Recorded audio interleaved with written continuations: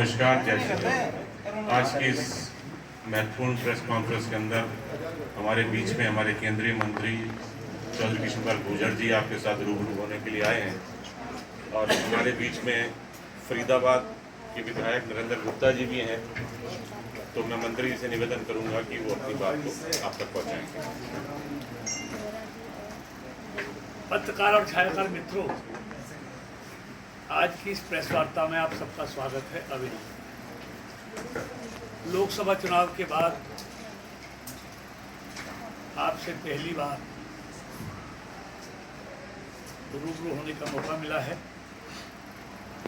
सबसे पहले तो मैं आप सबका धन्यवाद करता हूं। लोकसभा चुनाव में आप सबने अपनी निष्पक्ष भूमिका निभाई और लोगों तक सच्चाई पहुंचाई, और जिसका परिणाम आज सबके सामने है। लेकिन आजकल दो चीजें बहुत चल रही हैं, एक जाति जनगणना की और एक हिसाब। लेकिन मैं इस पर इतना कहना चाहूंगा,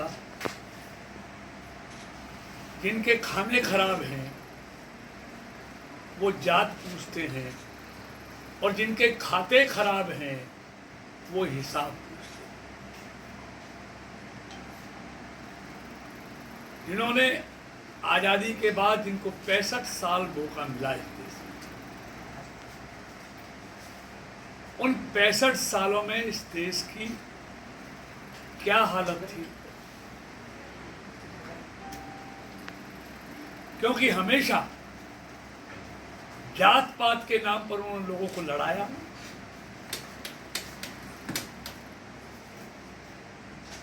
जाति पाति में धर्म के आधार पर लोगों को बांट के रखा,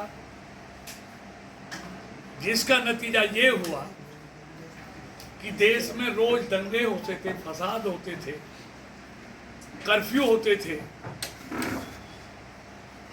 हर आदमी अपने आप को असुरक्षित महसूस करता था। लेकिन बांटो और राज करो, ये नीति अंग्रेजों की भी थी और कांग्रेस की। लेकिन अब देश के लोग जागरूक हो गए हैं। अब लोग देश प्रथम, ये लोगों की सोच बन गई है, जो मोदी सरकार की सोच है कि देश पहले। अब इस देश के लोगों के लिए भी देश पहले वाला सोच बन गया है। इसलिए ये बौखलाए हुए हैं कि देश के लोगों में देशभक्ति का जज्बा लगातार बढ़ रहा है। हर घर पर तिरंगा नजर आने लगा है। देश के लिए लोग मर मिटने के लिए तैयार हैं। लेकिन ये इनको हजम नहीं हो रहा, इसलिए ये फिर से देश को जातियों में बांटकर इस देश का नुकसान करने में लगे। दुनिया में भारत विरोधी जो ताकतें हैं,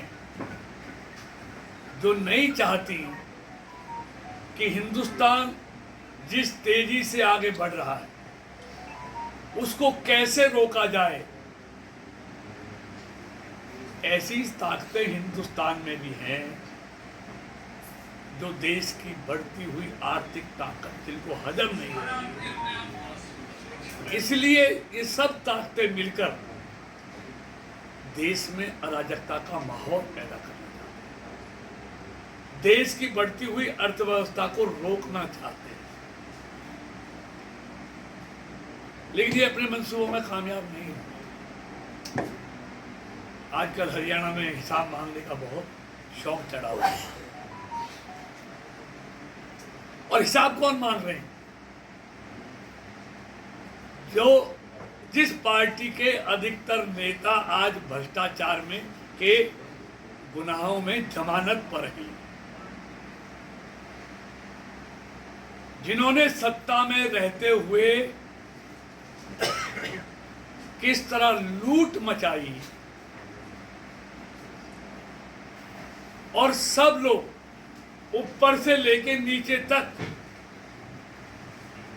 उन घोटालों भ्रष्टाचार में आज जमानत पर हैं। इसलिए मैंने कहा जिनके खाते खराब हैं वो हिसाब मांग रहे हैं। और हिसाब ये कौन है मांगने वाले? लोकतंत्र में हिसाब दिया जाता है मतदाताओं को, प्रदेश के लोगों को। हम इनके रहमो करम पर 10 साल से केंद्र में और हरियाणा में सत्ता में नहीं है। हम हरियाणा के 2.5 करोड़ लोगों के आशीर्वाद से 10 साल से बीजेपी सत्ता में है।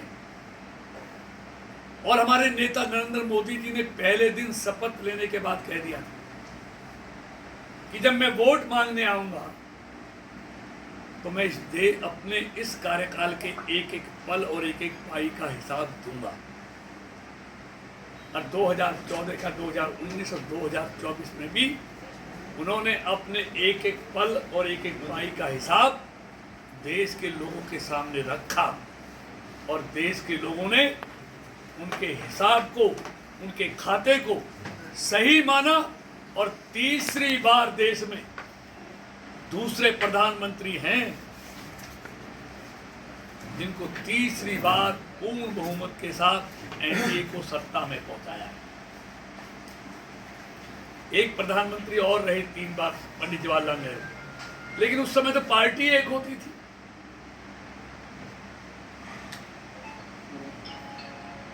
उसके बाद तो जमुना गंगा में बहुत पानी बह गया। लेकिन आज के युग में लगातार तीसरी बार बहुमत लाकर प्रधानमंत्री बनना इस देश के लोगों का विश्वास है। तो इसलिए मैंने कहा ना, सारे जमा हम हिसाब बैठ जाएं। इनको क्या देंगे? फरीदाबाद के लोगों को हमने हिसाब दिया, उन्होंने रिजल्ट दे दिया। उससे ज्यादा फैसला कौन देगा? हमने हिसाब दिया, पूरे लोकसभा के चुनाव में हिसाब दिया। उस हिसाब का हिसाब किताब कर दिया लोगों ने। स्टेट में भी ऐसे रिजल्ट उम्मीद है 100%। 5 की सीट तीसरी बार 10 में से 5 सीट आ गई। तीसरी बार हरियाणा में भारतीय जनता पार्टी की सरकार बनेगी। मेरी बात याद रखना।